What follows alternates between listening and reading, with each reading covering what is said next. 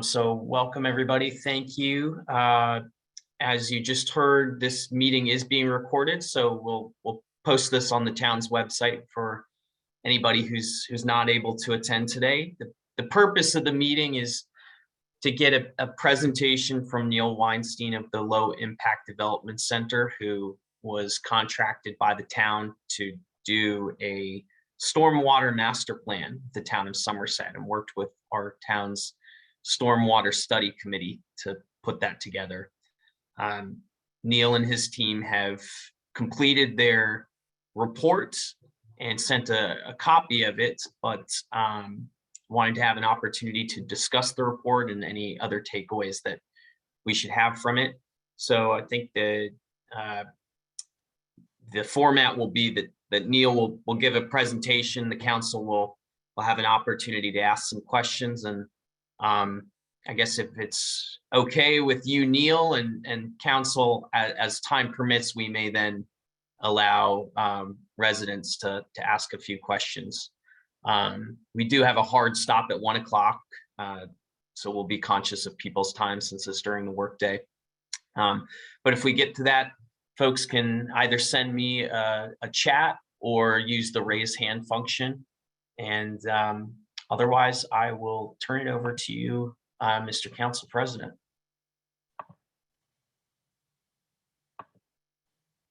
Sorry, I was on mute. Yeah, the mayor apologized he can't attend today. I'm just excited to get the presentation, and hopefully we'll have an opportunity for council members and committee members to ask any questions, and any town residents also. So without further ado, let's get going. Okay, can everyone hear me okay? We can now, yes. Okay, great. And let me share screen and bring that off. And before I begin, I'd like to say that I'd like to thank everyone in the town who helped on this project. I've been doing this for 30 some years, maybe 40 years. I kind of forget how long. It's been a long time.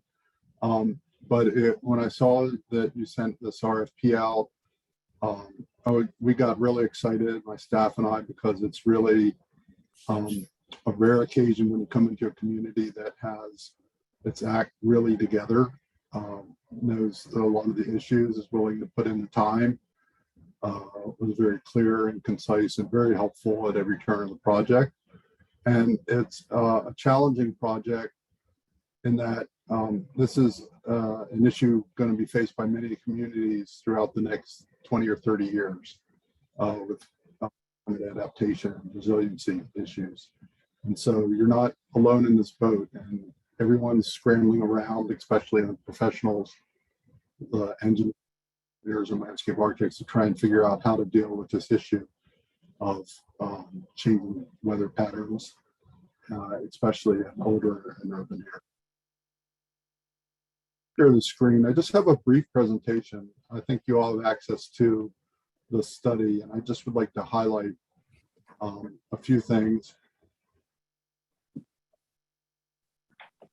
for discussion.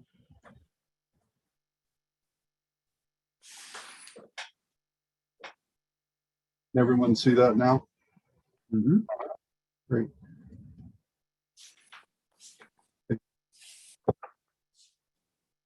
We teamed up on this with another group called Rain Plan, and I'll explain that and the relationship on implementation, and they helped us out with some of the database.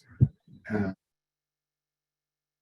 so to begin with, some of the key scope items that were in the RFP, some of the master plan results, recommendations of codes, questions and discussion, the next step. I just like to circle, I like old maps, and this is Somerset, what it looked like about 1940s, right post-war, and you can see where Dorset Avenue is. And there's an old trail and streams, Willet Branch, and just of all the times to forget the neighborhood.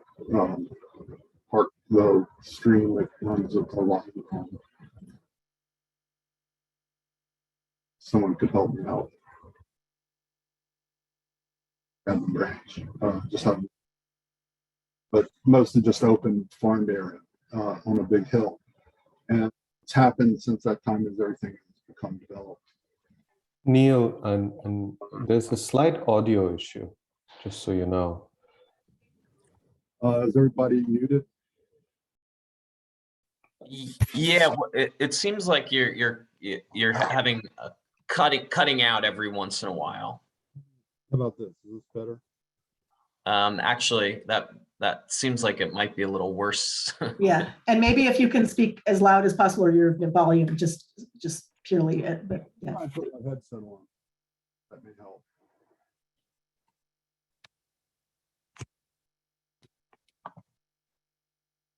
It's tough how these things are going to work. How about now? Is that better? Are we better now? Let's go with that. Okay, let's do that. That's good. So one things that we had is the survey, and first effort we did is we took it and which we thought was really good, and had a lot of really good questions to ask residents and about their opinions and what's going on. And we took the notes and ranked for various different issues. So that was one of the first things was make this a data driven, because we have data from property owners, make this a data driven effort. And then we use the GIS to look at every lot in Somerset and divide it up into the land use based on the resolution of the GIS, which I believe is a meter. Wide, and you can see the lot area. If you just take the very top line, just arc, and it's a lot area, how much imperviousness, how much tree canopy, how much roof area. So that column goes on for about 10 more columns. Hey Neil, I'm sorry to interrupt, but I'm still I don't know if other people are having an issue, but your audio is sounding like you're kind of far away or something. Let me see. I've got the sound all the way up.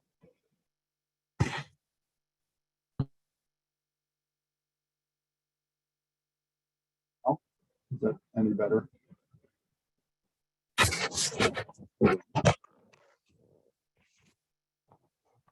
Not really. Neil, just so you know, we are able to make out what you're saying, but the truth is it could be better. Your voice does trail off once in a while, and then overall it sounds kind of muffled and, clear. I'll slow down some. Is this better? This is sounding better to me. Yeah. Me better too. too. Yes. Okay, I'll just have to speak very loudly into the mic on the computer. Thank you. Best I can do. I don't know. The technology is not quite perfect yet. About 8 different systems where people do conference calls, so they're all have their advantages and disadvantages. No problem. I don't know if it works for others. Perhaps you can start at the top of this slide. So because what I was saying is that there's probably about 30 columns of information, and we developed a rainfall calculator so we can look at any lot or group of lots in the community and estimate using NRCS or Natural Resource Conservation Service methods, which is the standard that the county uses to evaluate runoff. And we use that to determine how much runoff based on the rainfall events. So we developed this calculator based on the GIS information from the county. So this is something that you have. You can look at any lot and, create scenarios, which I think a few people did, where they said, what if this lot wasn't totally paved, or what if this lot was more open green space? And then we did some analytics, and we looked at the different types of impervious, which usually is a reflection of the runoff, and what it was building, You can see parking lots, non-street sidewalks, basketball court. And so we were able to develop and who is and where is the contribution physically coming from. And then what is the density of the lots? How much is the property? For example, in the lower right, out of the 400 and some properties, how many of them had 10% impervious, a range between 10 to 15%. And so you could see just by each lot what the distribution of impervious was. This changed, the master plan was a little bit different than typically. Typically, master plans for stormwater management are in very large areas, acres and acres and acres.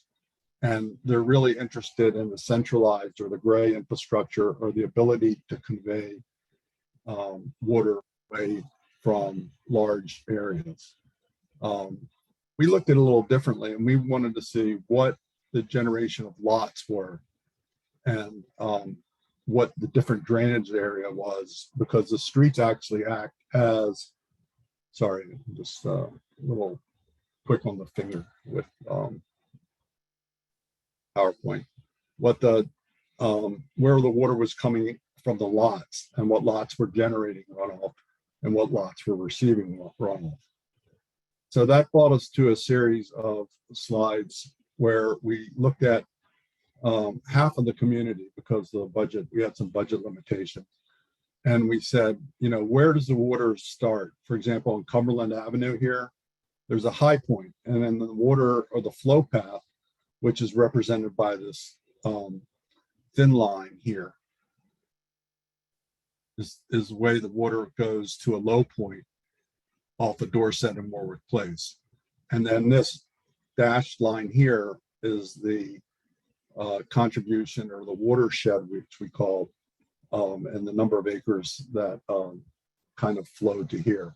So you can see we have a high point and the water flows actually almost across this lot and down through the back of this lot to a low point in that area. And this isn't totally accurate because it's just based off of the drainage area maps and the GIS and some interpolation.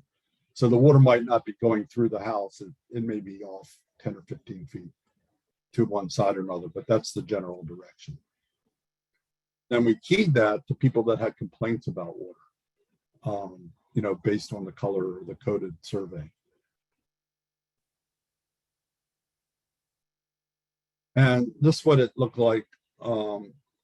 We did some field work and we went out and we just initially walked through those neighborhoods, and people were kind enough to give us permission or access, or we could see through the back of the lots. And we could see where the drainage are and what are some of the potential mitigation measures or measures that can be done to reduce runoff from going downstream to the next property. And then finally, we came up with a little more refined drawings to say, what if we were started to take some of those recommendations, and what kind of interventions could we use, both gray and green infrastructure.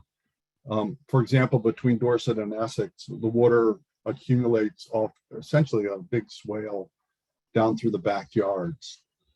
And based on observations and pictures that people had sent us in videos, we could see where we essentially had a little stream running down. And this condition is something that's indicative, or it's occurring everywhere, especially in older communities. If you were doing this now in the county, after 2 or 3 lots of runoff in a way down the drainage path.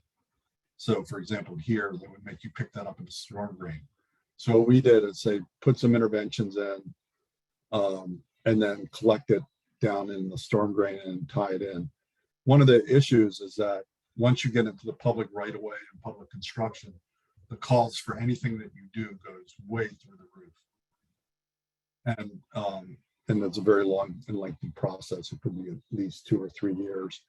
And that's if the project is decided to get selected. final step we got with Rain Plan, which is a group that finances private incentives for stormwater. And they came up with a dashboard. So you could look at what some of the rainwater implications are and potential rewards programs or potential grant programs that you could have to help finance that. And I believe they're starting to actively work with some of the people in the community.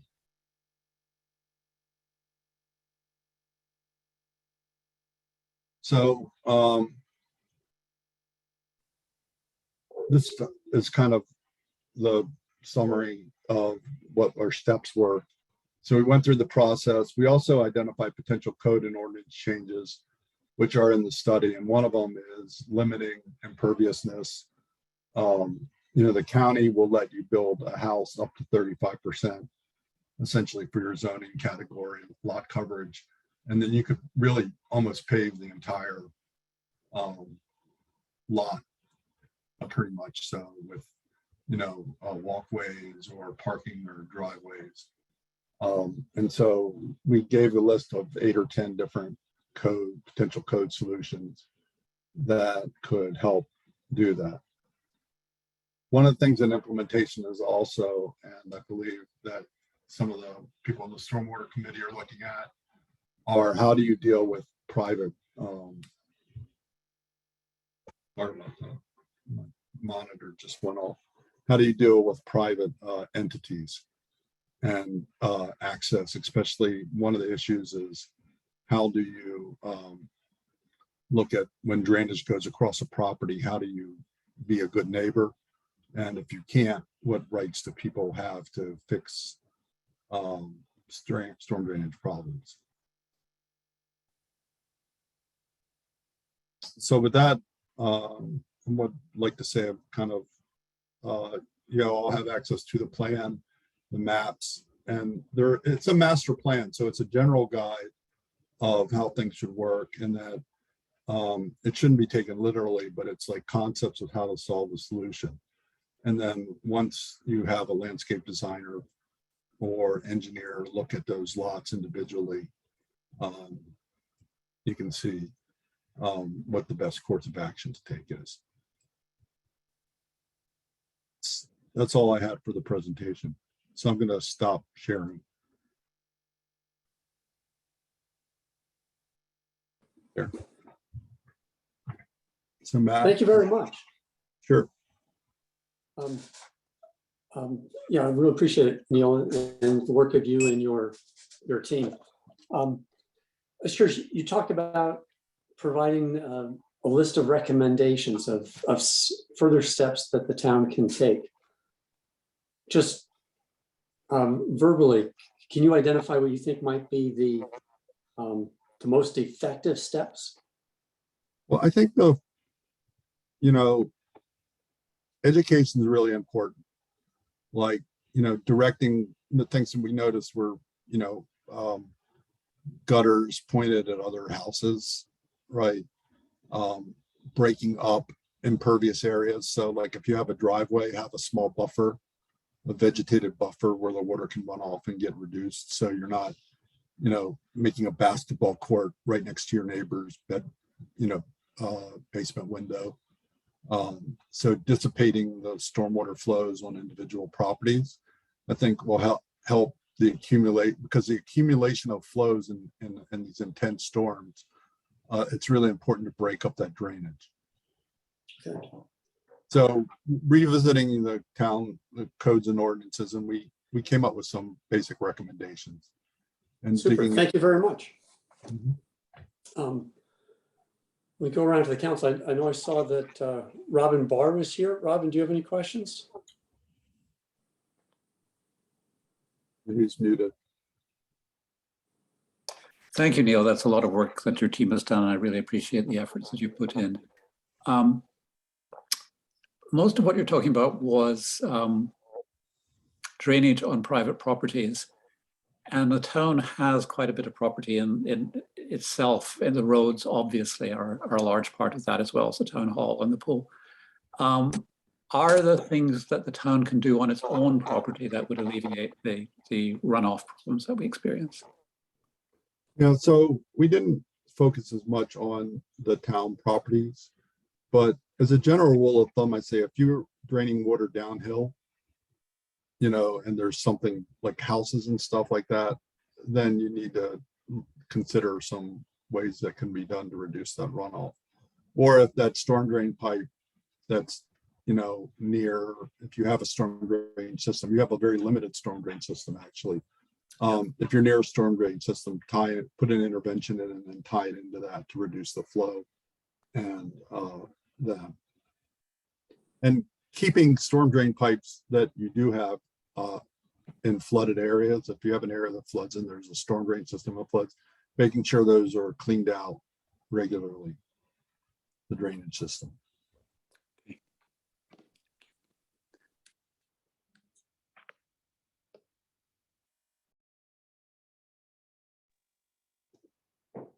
Do you have any other questions or comments, Robin? No, that was it for just now. Thanks. Yeah, thank you. Just want to give everyone a chance. The next one I see is Kabir on my list.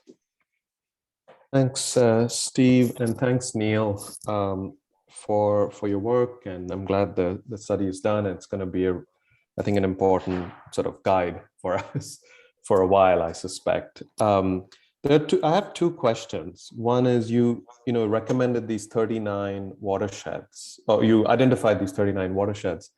Do you have a view on sort of priority areas for us to focus on among the 39? Do you have a perspective on that based on the analysis you did? And then the second question is, you said there are 8 to 10 code changes. I haven't gone through all of them in the report, but are there those that you believe you might suggest we prioritize and take action on sooner than others, based on your understanding of our town and where things are? Well, let's go backwards and do the second one first. I think that the ones that kind of be a good neighbor are important. You know, so if you have the opportunity to redirect your downspouts or put a rain garden in that collects water before it goes off your property into your neighbor's backyard where it's flooding. I think those types of things are good actions to do. I think as far as the priorities in which of the watersheds, that's a little bit more difficult because one, my experience has been there's anecdotal evidence and it has to be done with the kind of more detailed study. Because when people say, you know, my house is getting all this storm water, it might not, it's sometimes can be a perception of where the priority is, right? So it's kind of really going back and revisiting things. We didn't really rank which one was important, but you can see, I think, a pattern from the surveys when they're overlaid on the drainage areas, that there is a pretty distinct pattern of where there's issues. So the question is, do you have 5 or 6 houses that have slight drainage problems, but they're in an area that are easy to take care of? Or do you have, you know, one house that gets flooded all the time, you know, and obviously is because of the way the neighbor's water is going to it, or just, you know, because it's located at a low point? Thank you.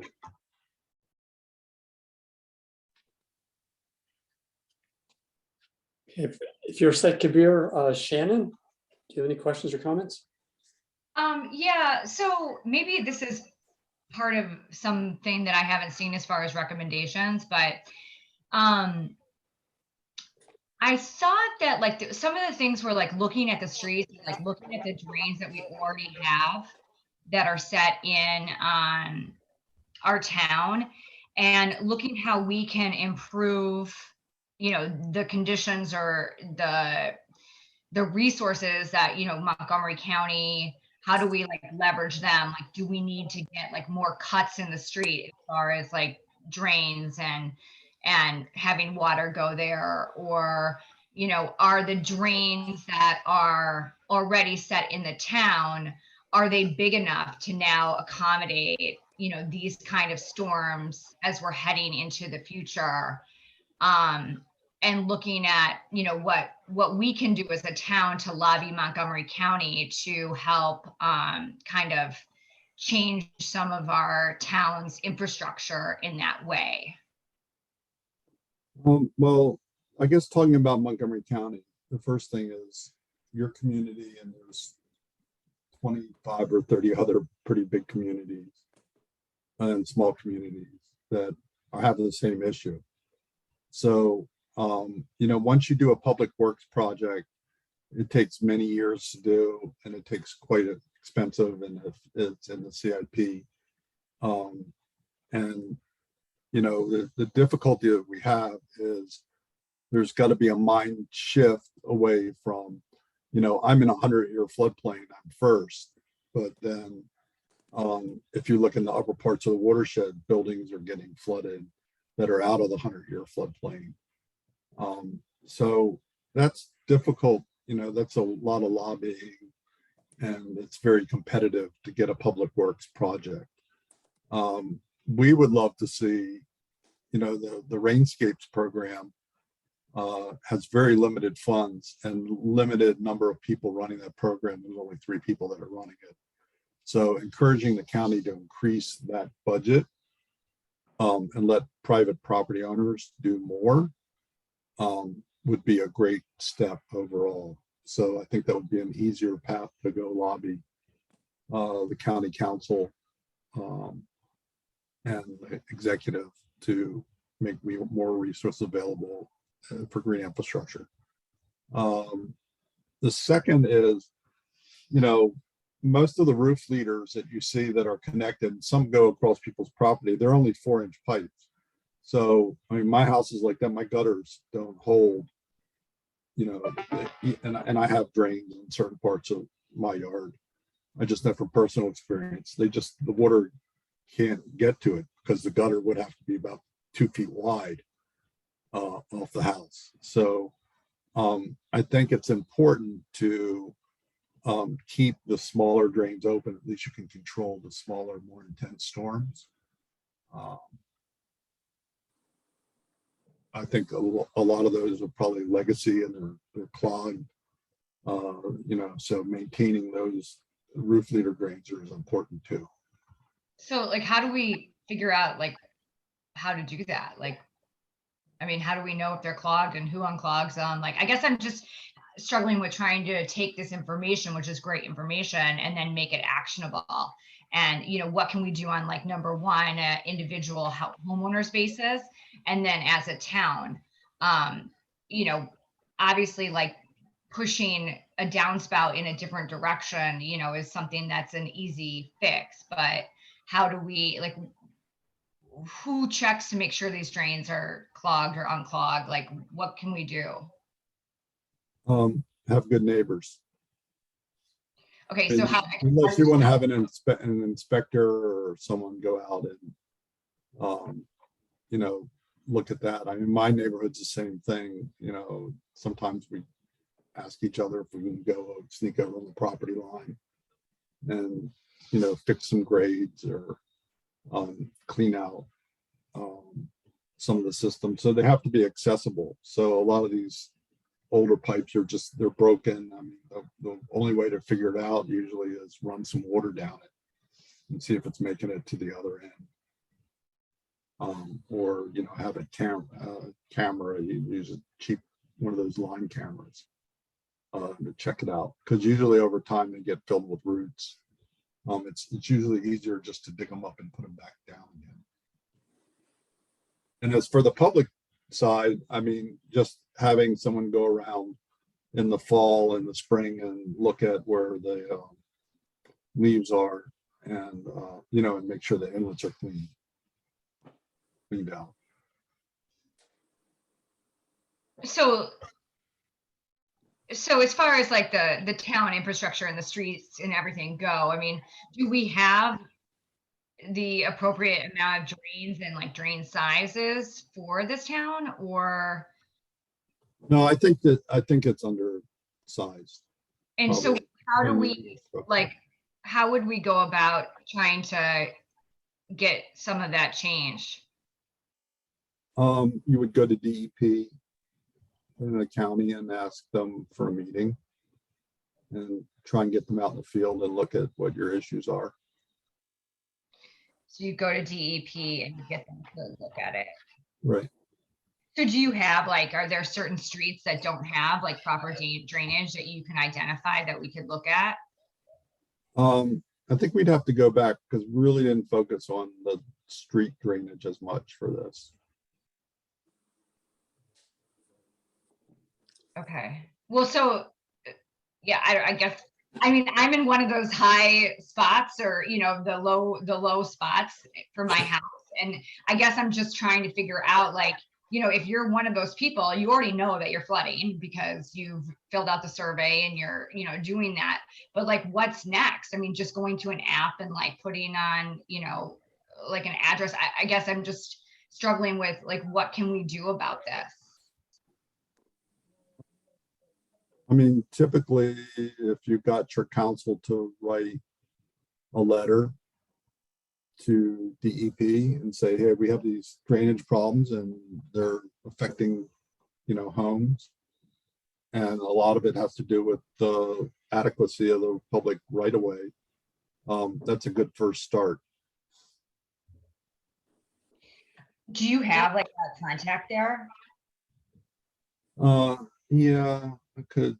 It would probably be Frank Dawson, or it's on their website, or they've had some changes in staff, so I can look that up like probably sometime next week. Because they're ultimately responsible for like the drains and the things that are already in our town, right? Yes, I believe that they own. And so if a drain is getting clogged, you know, we can look into that.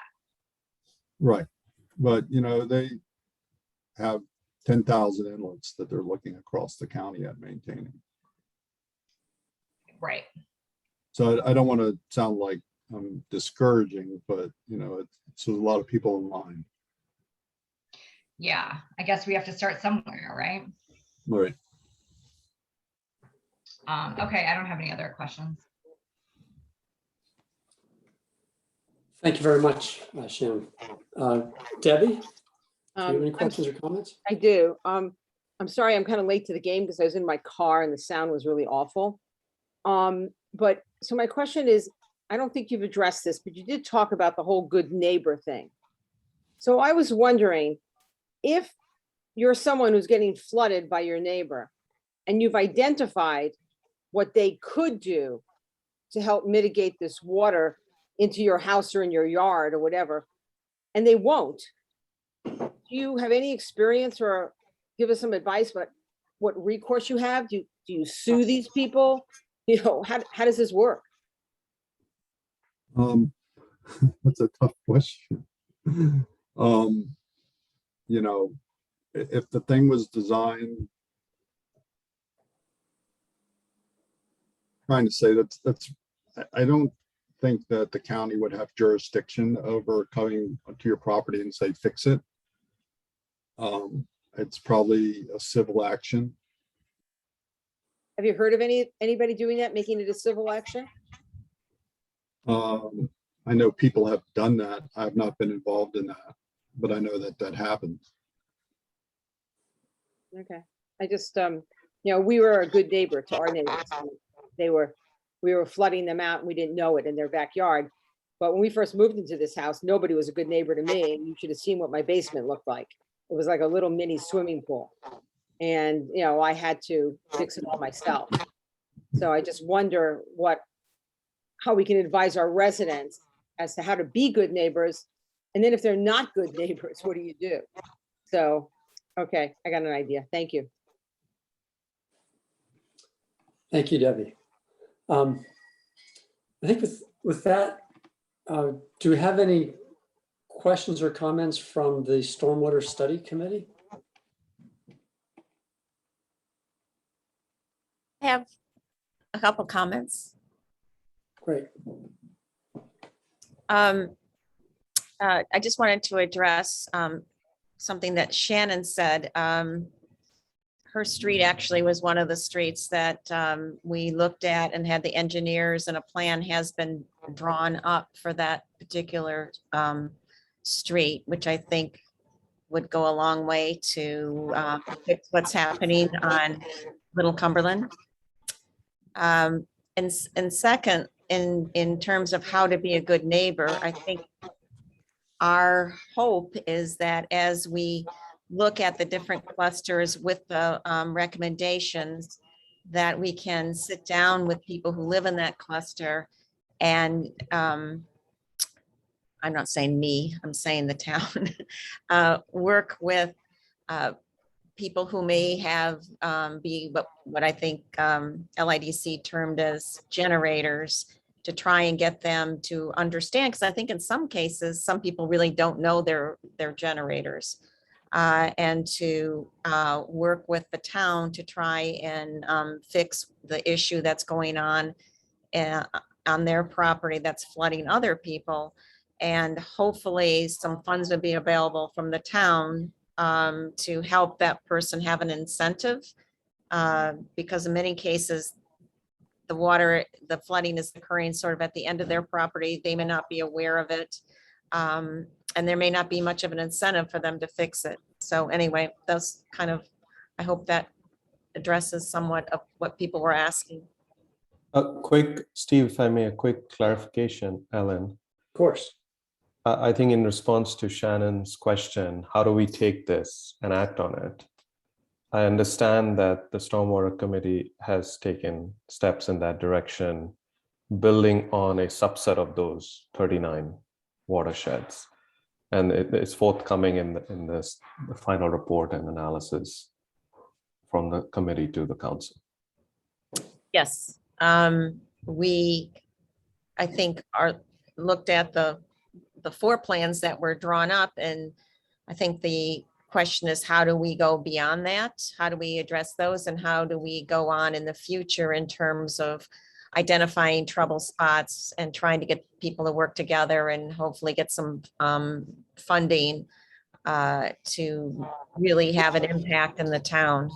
And I mean, it was good to see that in a few of the cases of the costs, that they were not ridiculously high, and that if you looked at the amount of money people have been, in some cases, putting into their own yards and not finding solutions, that for, in many cases, a much smaller amount of money spread over a few homes could make a huge difference.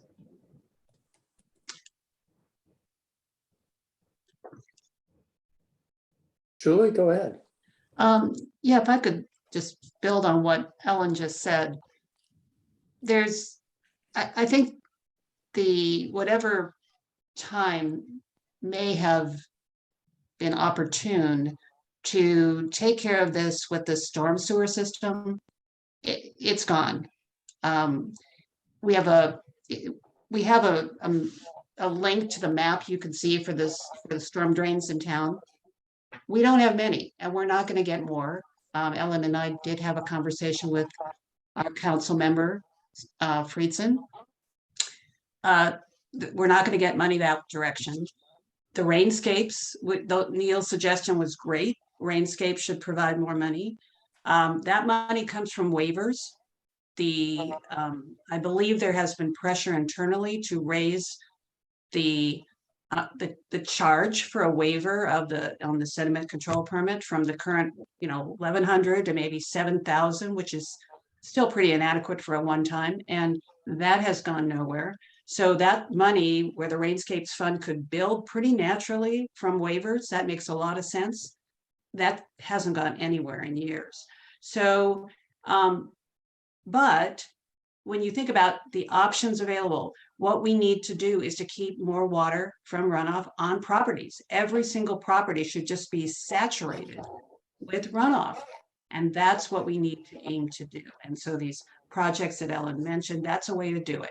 People doing a project on their own property with a Rainscapes project, if they can get support or on their own, that's the way to do it.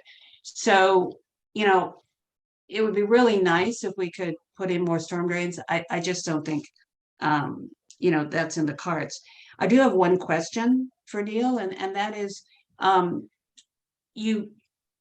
we've got a couple of different aspects of the report that we want the community to know about.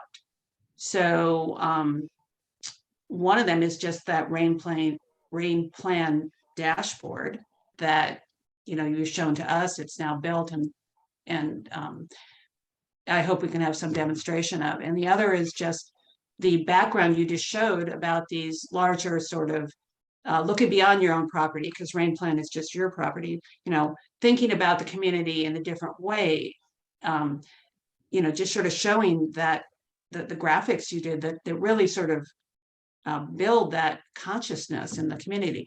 So I'm sort of curious what the plan is for sort of rolling out more of a community awareness.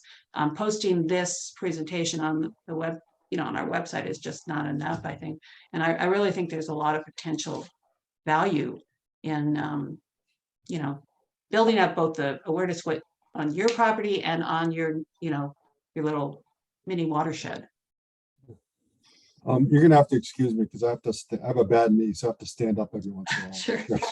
Stretch it out. I'm getting a little older. So as far as the rain plan, I think last time I checked, Russell was working with one of you to demonstrate how the dashboard was working. I thought the dashboard was up and running. Oh yeah, it's up and running, but nobody in town, except the select few people, know about it. So Maybe it's a question for Matt on our plans on that front, if you have any ideas, Matt. Yeah, I can definitely chat with Neil and maybe Julie and Ellen about ways that we can better advertise it and make it obviously available to residents so that they know that that resource is out there and it's easily accessible. Is this the public hearing on this report, this meeting right here? This is the first time we are sharing it publicly, Steve? That's my understanding. So we probably, I agree with Julie, we may need to want to do a more detailed town forum. Town forum on this. And maybe, I mean, if Ellen and Julie up for it, perhaps they are the hosts as a stormwater committee, but open to however we do it. I think in the proposal that we were submitting for what happens afterward, the first thing would be a town forum where we would explain the dashboard, answer questions, explain the findings of the report, and then also the recommendations in terms of the changes, the code changes, and then finally the proposals for various watersheds and what the costs might be and how we kind of saw the structure that would be in place for people to get together and look at what's happening in their cluster and work towards solutions and hopefully get some funding. But that would be the idea was that it would be when we're done, it would be at a forum. Yeah, perfect. Maybe I could just say a couple of words. One idea that came to me after our first hearing with the new stormwater code was for the town to develop a list of mitigation strategies that work and that are consistent with the state code. That rain gardens are obviously one of those things, but rain tanks as part of rain harvesting is something else that's approved and clear. And the issue is doing that for Somerset. In other words, we have particular kind of soils and a lot of homes on hills so that we would tailor such a list for those conditions. And the question is, how useful would that be? Have you done anything on the Stormwater Committee along those lines already? Some thoughts, right? Can I just say something? We have a resources guide in our report that directs people places to go and explains, you know, every kind of, you know, thing from a rain garden to swale, has a list of where you can go, what works, what doesn't work, et cetera, et cetera. That's So, sorry. I'm not sure who on our, I think Julie, you were part of that, that subcommittee, right? Where's Julie? Julie? Hiya's on the Hiya, phone. yeah, Hi, yeah, hi, Hiya's- yeah, on the she's- call? I didn't see her. Yeah, yeah, she's it's there. her Oh, yeah. iPhone. Yeah, I was just gonna say, yeah. Oh, I'm sorry. Haya has been sort of spearheading that. So if do you want to say something, Haya?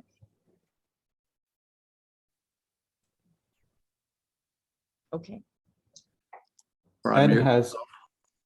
has his hands up. Yeah, thanks, Kabir. So, we haven't spoken much about legislative proposals, and you have proposals and we have proposals that we've included in our report. I have kind of a two-part question. One, as you and I were in email exchange, you confirmed our sense from having spent a fair amount of time doing research that there are really very few communities across the country that have tried to adopt legislative solutions that are really targeted towards individual property stormwater runoff. And that was a surprise to us. We saw town of Chevy Chase, which was a good example, Arlington, Ann Arbor, Michigan. But, we're obviously not alone in this, yet we seem to be having to create the wheel in doing this. And I think, arguably our proposal goes further than at least most, maybe all the other we've seen. So the two-part question, it's really a question and a suggestion to you and to the council. One, are you aware of any reason other than just not getting their act together that other communities haven't done what we're trying to do here? I asked that out of some concern that's always been in the back of my head that, we're missing something here. That there will be major builder blowback. And I've heard of some already, no builders are going to want to build here, which is something to take seriously. It's not going to be effective, which I don't believe to be the case, or some other reason that other communities haven't done what we're trying to do here. And the second part is really a suggestion. That is, I think it would be helpful if you haven't seen our final proposal once we've done it, to review it and share your thoughts with us and the council. I'd be glad to review whatever you send me. Might take a little bit of time, but I'll get to it. Great. And, everyone's in the same boat. Climate resiliency has been a very intense and interesting topic that people didn't really anticipate. If you asked someone 10 years ago what about this, they would probably say we're not really that concerned, but you can just see what's happened to everyone's yards and houses. And when you really look at it nationwide, there's only 7 or 8 places that really have even any kind of really good stormwater management ordinances. Yeah. There's only 7 or 8 states that EPA really works with.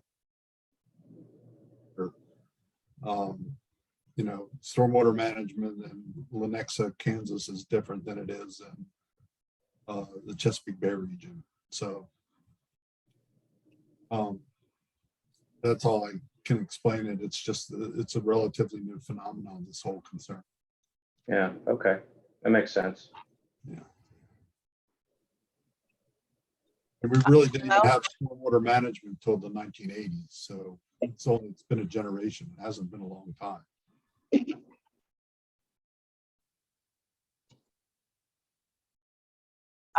Do you guys hear me? I'm here now. We can hear you. Okay, this is Haya. I'm in my car, but on Bluetooth, and if I'm sort of doing the resource guide. But are there any questions, specific questions? It is pretty much what Ellen described.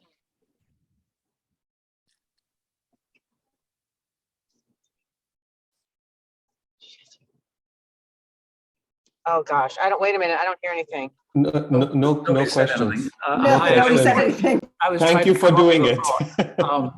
It's the same. I mean, obviously I need to look at it. That's the first thing. And it really is how well is it tailored to our particular environment is really what I'm going at. Clay soils, hills really is the issue.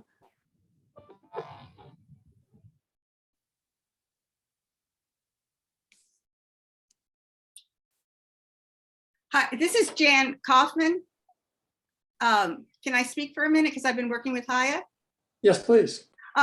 We've been working on the writing up the stuff. I think since we're not experts and stuff, our guide, what we've tried to do is give explanations and definitions of rain garden, runoff, all that kind of stuff.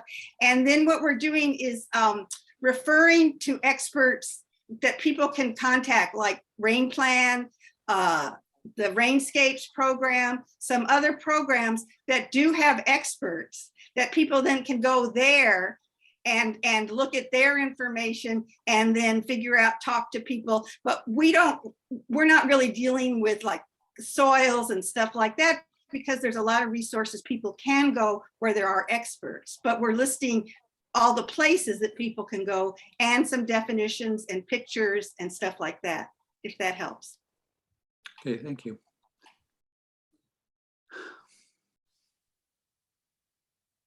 Steve, and if you're comfortable with it and the rest of the council, just a few quick thoughts here on, Sure. on sort of what I'm picking up on what we are getting out of this study of where we are now. So one is this, go ahead. I just had one question. Do we have any town residents other than committee members or council members who would like to ask a question? Yeah. Or make a comment? I don't know if they can like put their hands up or just speak up. I don't think so. I think we're good. Okay. Thank you. I just want to give a check there. Please proceed. No, I'll be very quick, just thinking out loud with everyone here. So I think one is, this is the 39 watersheds is very useful, right? I think coming into this, we didn't have that specific number, at least I didn't. I think it overlaps very consistently with the survey that the Stormwater Committee did. So that's also a positive sign.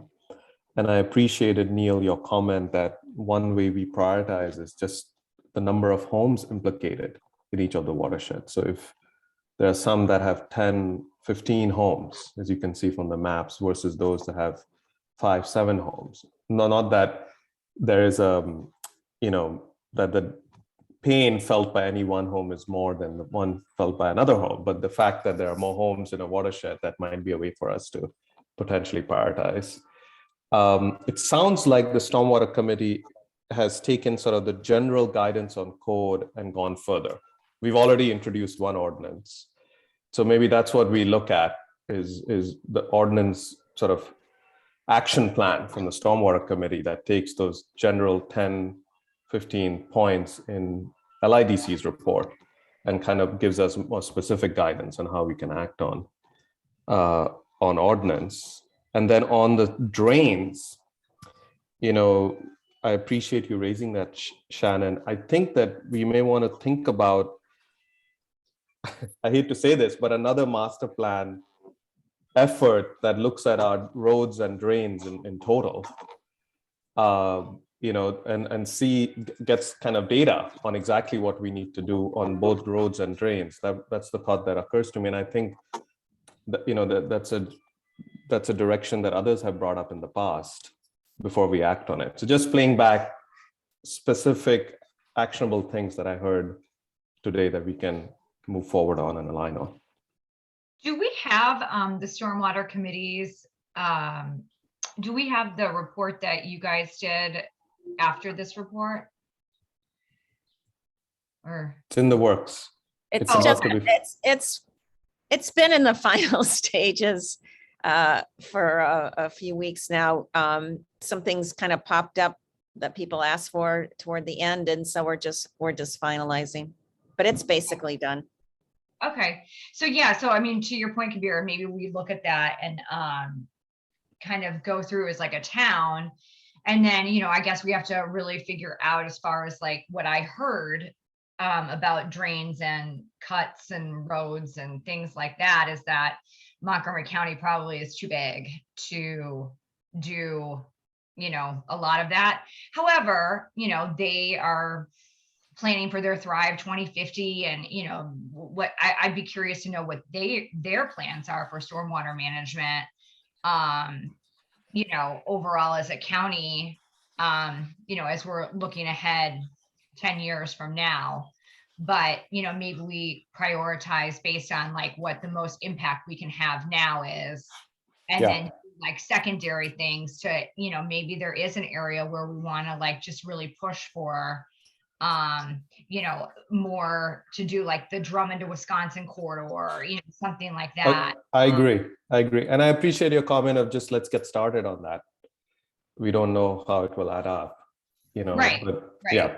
So we can move in both these directions. Yeah, because For they're sure. going to have to change, you know, in order to do their planning board for 2050. I mean, they should be thinking about this as well. I have no idea if they are or not, but I mean, Yeah, they are for sure. I'll add one other quick thing. Sorry, Is just, that all? Go ahead. we have like 30 seconds left because I Okay, understand go it's a ahead. very hard stop at 1. Yeah. I don't have, you can keep going, but you might get No, cut off. just a very small thing. We have all this data now. We have the rain plan dashboard. We have the maps from Neil. I would love for that to figure into our hearings on building permits, on variances. I think it would just inform us as we move forward. So I don't know how you're thinking about that, Matt, but I think it would be great for us to leverage this information, you know, for our hearing processes. And so we have more data as we are making calls. Like I would love to be aware that this is in a particular watershed and these mitigant efforts are taking place, for example, and so on and so forth. Right. I concur. And what neighbors have reported in Yes. nearby houses. Great. Thank you all. Very interesting report. Lots of great work and a great discussion. I look forward to a town forum, a longer town forum that will enable us to dig deeper into some of these topics and work on some paths forward.